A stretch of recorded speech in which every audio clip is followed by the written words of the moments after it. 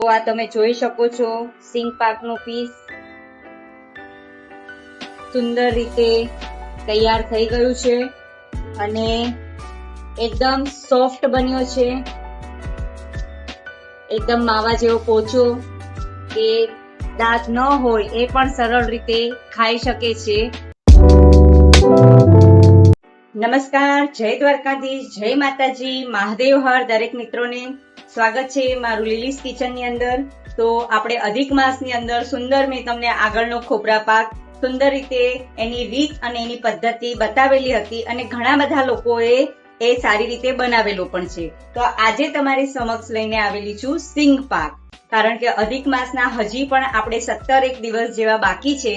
તો આપણે એની માટે કંઈક સ્વીટ આપણે ખાવું જોઈએ આપણા શરીર માટે, એટલા માટે આપણે સિંગદાણા પણ એક પ્રોટીન કહેવાય છે, એટલા માટે અહીંયા તમારી સમક્ષ લઈને આવેલી છું સિંગ પાક. તો આવો આપણે જોઈએ સિંગ પાક માટે કઈ કઈ સામગ્રી જોશે. કિલો સિંગ, 1.5 વાટકી જેટલી ખાંડ છે એટલે સાકર અને 7 થી 8 નંગ એલચીના દાણા. હવે આપણે સિંગ પાક બનાવવાની રેસીપી જોઈએ.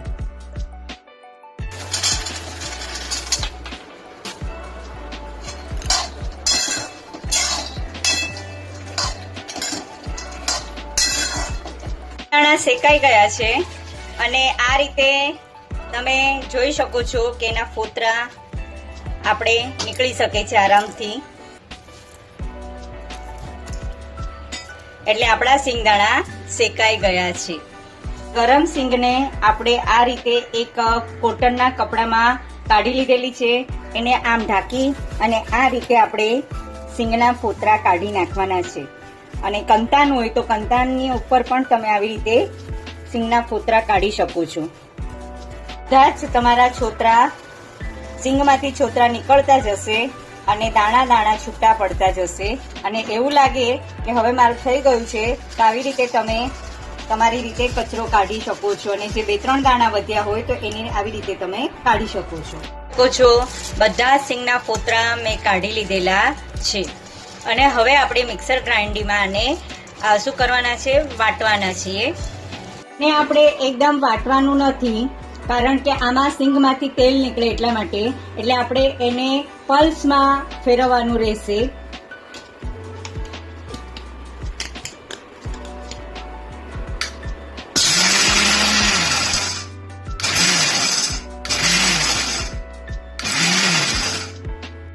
આ રીતે એને અડધા આટામાં પીસવાનું છે. આ રીતે તમે જોઈ શકો છો એકદમ સુવાળો લીસોદાર, આપણે કહીએ એકદમ સ્મૂથ, એકદમ આ સિંગનો ભૂકો પીસી નાખેલો છે. અડધા આટામાં પીસવાનો છે, આખું ગ્રાઇન્ડમાં પીસવાનું નથી, નહીં તો તેલ નીકળશે.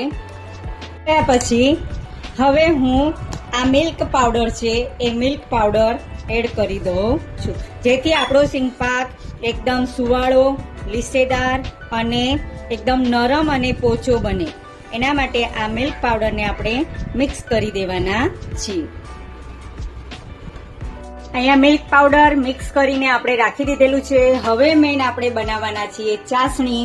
તો આ ચાસણી માટેનું જ ખાસ મેં લોયું રાખેલું છે, એટલા માટે આપણે ચાસણી બનાવવાના છીએ. તો ચાસણી માટે મેં લીધેલી છે 2 છાલિયા જેટલી ખાંડ. 1/2 કિલો સિંગ છે એટલે મને એમ લાગે છે કે 1.5 વાટકી 1.5 થી 2 વાટકી હું ખાંડ લઉં છું, જેથી મોળો ન લાગે. આમ તો મેં આપણે કહીએ છીએ કે મિલ્ક પાવડર એડ કર્યો છે, એ ગળો જ હોય છે, એટલે મેં 1.5 વાટકી જેટલી ખાંડ નાખી છે. એની સામે 1/2 છાલિયા જેટલું હું પાણી લઉં છું. સાકર ડૂબે એટલું પાણી લેવાનું છે, વધારે લેવાનું નથી. મેઇન આધાર છે ચાસણી ઉપર. અહીંયા ચાસણી આપણે 1 તારની કરવાની છે. મેં આગળ ખોપરા પાકમાં બતાવેલી છે એ જ રીતે સેમ ટુ સેમ ચાસણી કરવાની છે. તે થઈ રહી છે અને અહીંયા મેં ટોપની અંદર આ સિંગનો ભૂકો લઈ લીધો છે, કારણ કે પીસ્યા પછી એનું માપ વધારે થઈ ગયું છે. હવે અહીંયા જ મેં એની અંદર એલચી અને જાયફળનો ભૂકો મેં એડ કરી દીધેલો છે. સ્વાદ સારો આવે, ટેસ્ટ સારો આવે ને પાચન થાય જલ્દીથી, એની માટે આપણે એલચીનો ઉપયોગ કર્યો છે. તમારે આમાં એડ કરવું હોય તો કરી શકાય. એલચીનો ભૂકો ન કરી શકો તો સ્કીપ પણ કરી શકો છો. આવી રીતે આપણે મિક્સ કરી દીધું છે બધું અને ત્યાં સુધી આપણે ઢાંકી દીધું છે એટલે સુગંધ જતી ન રહે. અહીંયા ચાસણી થવા આવી છે. બબલ્સ આવતા ગયા છે, એમ ઘટ્ટ થતી જશે. પછી આપણે ચેક કરીએ કે એક તારની ચાસણી બની છે કે નહીં. વધારે તારની ચાસણી નથી કરવાની, નહીં તો સિંગપાક કડક થઈ જશે. એમાં આપણે થોડું કેસરને વાટી દઈએ.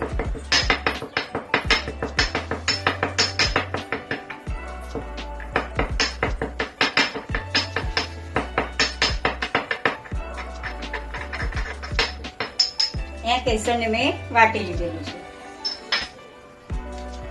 અંદર જ થોડું કેસર એડ કરી દીધેલું છે જેથી કેસરિયા સિંગપાક ભગવાનને વધારે ભાવે એટલા માટે. હવે એક તારની ચાસણી થઈ છે કે નહીં એ આપણે જોવાનું. તો આ રીતે હજી નીચે સરકે છે. હજી આપણે જાડા આંગળી અને અંગૂઠાની વચ્ચે આવી રીતે હું તમને બતાવી છું. હજી પાક્કો આપણો તાર બન્યો નથી. ગેસની ફ્લેમને બંધ કરી દઈશું કારણ કે આપણો આ ઘટ્ટ બની ગયું છે. આ ઘટ્ટ થાય એટલે સમજવાનું કે તમારી ચાસણી રેડી થઈ ગઈ છે. હવે આપણે એને ચેક કરશું.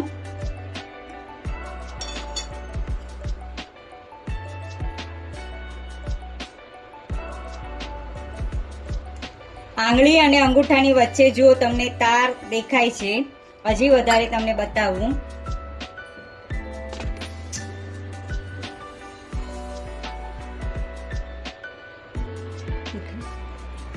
હવે આપણે આને 1 મિનિટ માટે ઠરવા દેવાનું છે. બહુ ઠરવા દેવાનું નથી.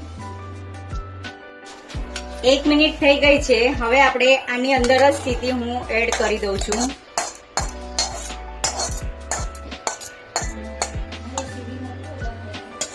ચાસણીમાં આપણે બધું એડ કરી દીધું છે. હવે આપણે એનો લાડુ વાળવાનો કે વળે છે કે નહીં. તો તમારું બરાબર સિંગપાક બની ગયો છે. આ તમે જોઈ શકો છો, બની ગયું છે. હવે આપણે એને ત્રાસની અંદર ઠારવાના છીએ. હવે આને હું આ રીતે બધો નાખી દઉં છું. હવે અહીંયા આ રીતે મેં પાથરી દીધો છે સિંગપાકને. પાછળ ઘી લગાડી દીધું છે છાલિયાની પાછળ. તે મારો ખોપરા પાક રેડી થઈ ગયેલો છે અને ગાર્નિશિંગ માટે મેં લીધેલું છે.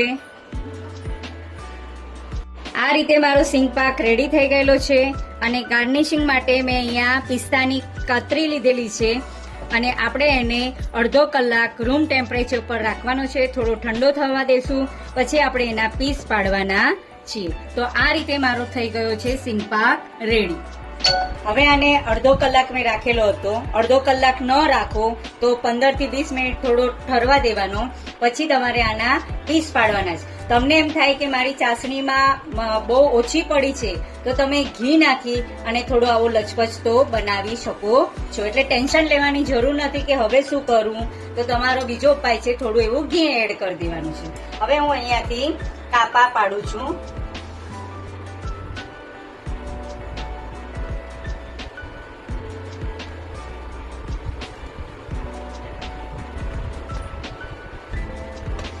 કાપા પાડી લીધેલા છે અને આ રેડી થઈ ગયો છે સિંગપાક. હવે આપણે એને પીસ દ્વારા લેવાના છીએ. મારા પીસ રેડી થઈ ગયા છે સિંગપાકના. તો આ તમે જોઈ શકો છો સિંગપાકનું પીસ સુંદર રીતે તૈયાર થઈ ગયું છે અને એકદમ સોફ્ટ બન્યો છે. એકદમ માવા જેવો પોચો, કે દાંત ન હોય એ પણ સરળ રીતે ખાઈ શકે છે. તો આ સાથે નવી વાનગીમાં ફરી પાછા આપણે મળશું. તો અહીંયા મારો આ રીતનો સિંગપાક રેડી થઈ ગયો છે. તમે પણ એકવાર જરૂરથી બનાવજો. કેસર નાખેલું છે એટલે તમને કેસરિયા કલરનો લાઇટ યલો જેવો તમને આ સિંગપાક દેખાશે. તો આ પછી ફરી નવી રેસીપીમાં ફરી તમારી સમક્ષ નવી કંઈક વેરાયટી લઈને આવીશ. Thank you.